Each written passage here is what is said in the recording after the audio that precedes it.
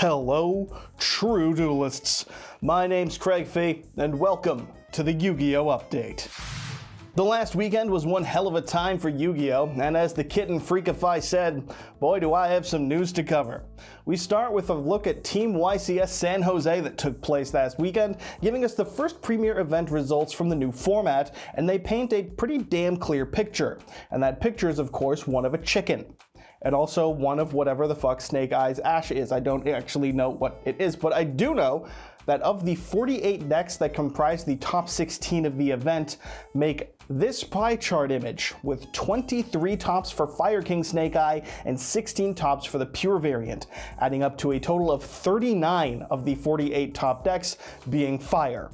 Voiceless Voice comes with a whopping 4 deck lists across 48 players. Kashtira and Branded each got 2, and one lone hero decided $50 was simply enough and carried Flu into the top 16, which is amazing. Keeping that deck relevant, whether or not God wants you to do it. Just more proof that birds are evil, folks. And if you're a fan of numbered definitions, this does put Fire as a tier 0 deck in this event. 81% when all it would need is 65. That's not to say that it's tier 0 in the entire format, but in this format, at this event, pretty clear top cut. Also, thanks to the power of eyesight, I think we can all tell that there is a clear best deck regardless of whether we want to get into the nitpicks of what constitutes tier 0. And yes, the Fire King variant is different, but let's be real, this is one deck. Some people just prefer the Fire King engine, and others prefer more room for hand traps and tech cards and such. As I've said before, I can't tell you definitively which version is best, but I can tell you that the winning team was on exclusively the pure variant. Team Kids Next Door, comprised of Kamal Cooks, Ruben Peñaranda, and Pac. The same team that won YCS Sao Paulo last year takes the win again, with a hearty congrats to all 3 players. Clearly a pretty damn good trio of duelists, and now some healthy argument can be made that pure is the better variant than Fire King, until we look at who won the Undisputed Ultimate Duelist Series. But until then, the next YCS will be next weekend, with the Team YCS Las Vegas being the second showing of Fire Deck's dominance potentially in our meta. What do you think? Only 72% of top cut there? Or maybe 84%? Literally 1984, because it doesn't matter whether or not you can afford it, you have to play it. And as we all know, George Orwell wrote 1984 as a book that is an allegory for the things that I do not like. And speaking of upcoming events, Konami has announced the World Championship qualifier events for the various regions, including locations and dates. Almost like that's what you'd expect when they announce the damn event. How incredible. First up will be the Central American WCQ, taking place in Mexico City, Mexico on the weekend of June 21st to 23rd, followed by both the South American WCQ in Lima, Peru, as well as the Oceanic WCQ in Auckland, New Zealand, both taking place on the weekend of June 28th through to the 30th.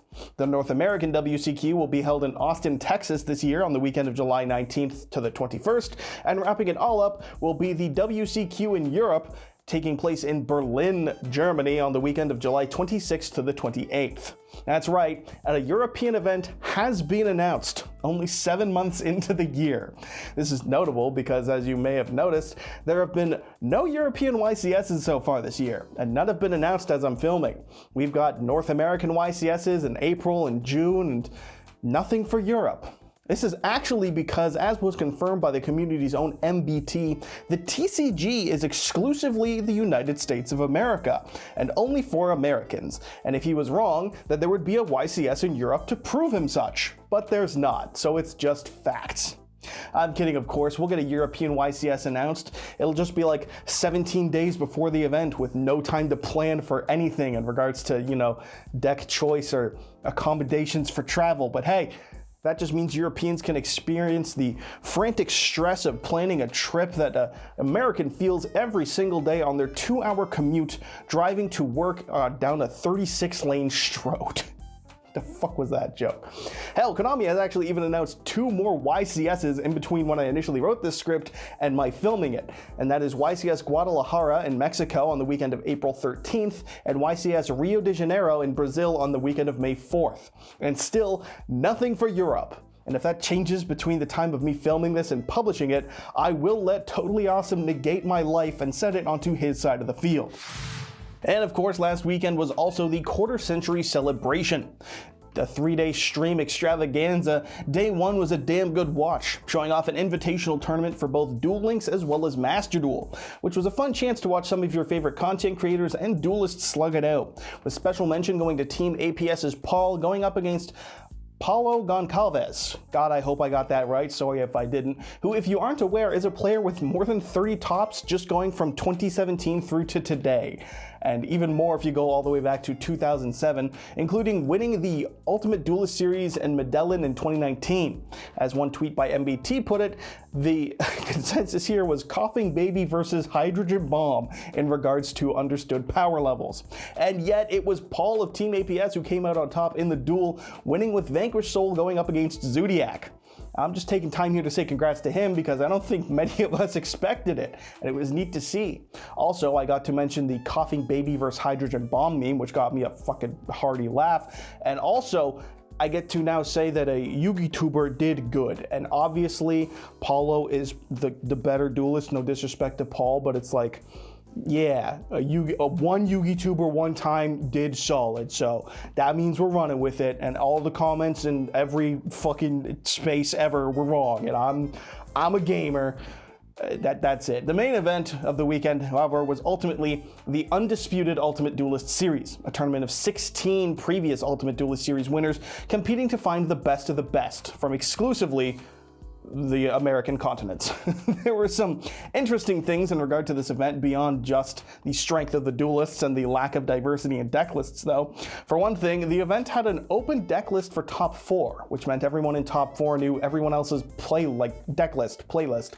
And the playlist too. The Spotify's were dropped and leaked. It was insane time. But no, the deck lists were revealed in public, which is wild to think about, because then you know straight up, game one, do you have to respect Nibiru or not? Which does change, the duel, but I guess makes it an even playing field if maybe one player was featured in more feature matches and their deck was more known. Who knows? That sounds like some cope to me, but I don't really have much of an explanation for why they did it. They simply just did. It wasn't the talk of the top 4 overall, however, with that going to the winner of the losing position in the top 4 for slow playing, which was a butchered ass sentence, but Cameron Neal ended up losing game 2 in the top 4 for being kicked for slow playing. Granted, the plays were maybe a little more drawn out for the ideal scenario of a stream, but I don't know, I didn't feel it was that crazy. I can at least respect Konami for enforcing rules consistently and not just giving exceptions to top players, but also, my god, this is like the most hype shit ever. Can we maybe make an exception for top player? I'm not really sure how I feel about it. I do know a number of people were quite upset towards commenter Billy Brake for talking about it so much during the cast. He commented on it about the same amount that people ended up commenting on him commenting about it, which is a wild sentence. But of course, the biggest thing to talk about was the winner of the event, and the player that's shown time and time again he's simply just one of the best to be one of the players of Yu-Gi-Oh! Jesse Cotton took home the ring. Quite literally. The fanciest prize to be given for an event, Jesse won the Undisputed Ultimate Duelist Series with his Fire King Snake Eye deck, showing that that's the better of the variants until you look at, pack team's list. But either way, a hearty congratulations to Jesse. The Canadian kid just cannot be stopped, or as commenters have informed me, the American kid, because he's an American, at least according to them. And it tracks. Not only did MBT say that the TCG is only America, and he won a TCG event, so boom, literally American, but also everybody knows that American is the catch-all term from anyone from the continent with America in its name, which is why we all know that when you see a Brazilian person, you say, wow, look at that American. And that's why I will be voting for Jesse when he runs for President of the United States when he runs, because he can totally do that legally since he's an American, right? I don't know why that bugs me so much. I just fuck Canada though. Fuck all of it. Still, huge congrats to Jesse for the win.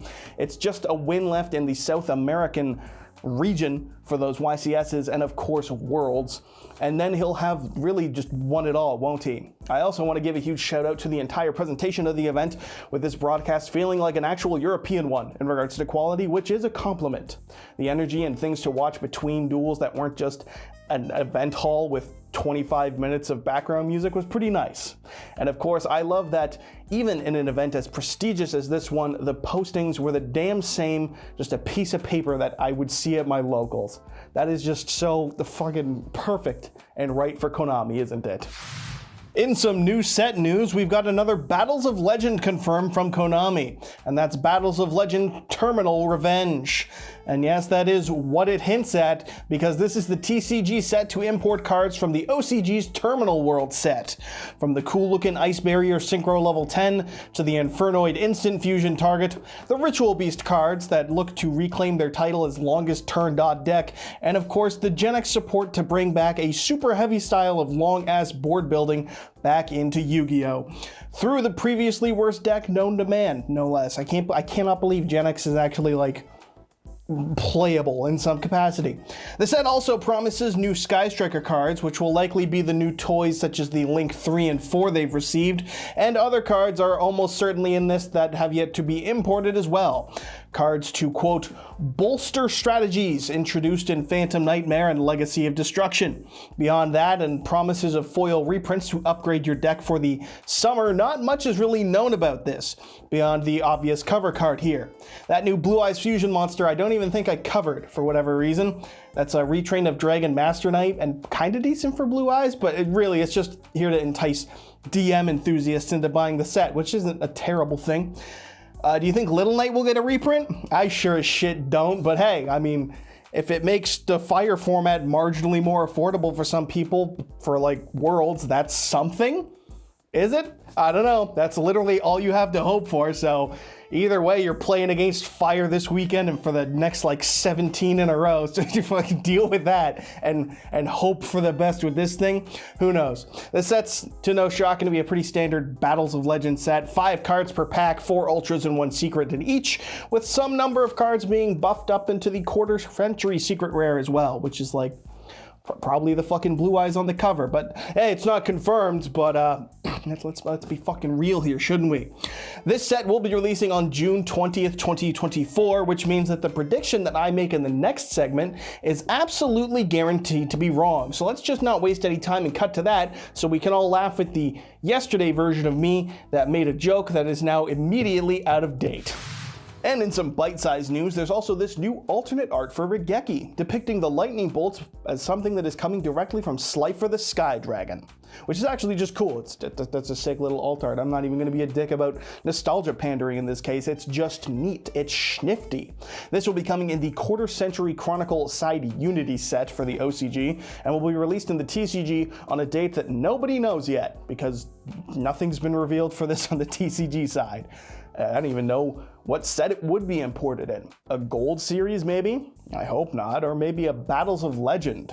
Fuck if I know. You think Konami would tell me about this kind of thing?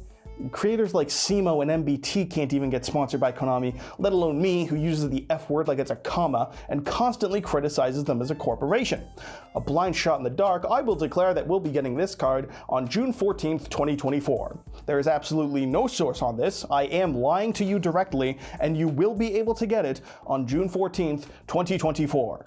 On 112 days from the release of this video. That's simply the truth. I have declared it to be, and if you disagree, I am banning you. Do not criticize me in any capacity. Of course, shoutouts this week go to the LIFD Magnetic Display, the best way to support my channel currently, and the true Duelist approved way to show off all of your favorite cards. Whether you want the single set, the 1 set, 3 1 sets, 1 3 set, who knows? I don't know. But I do know you can save yourself 15% by using my promo code YGOSTRATS15, and whether you click the link in the description or just type that in at the checkout. Thanks to LIFD for the support as always, and of course, thank you for watching. And as always, I've been your host, Craig Fee.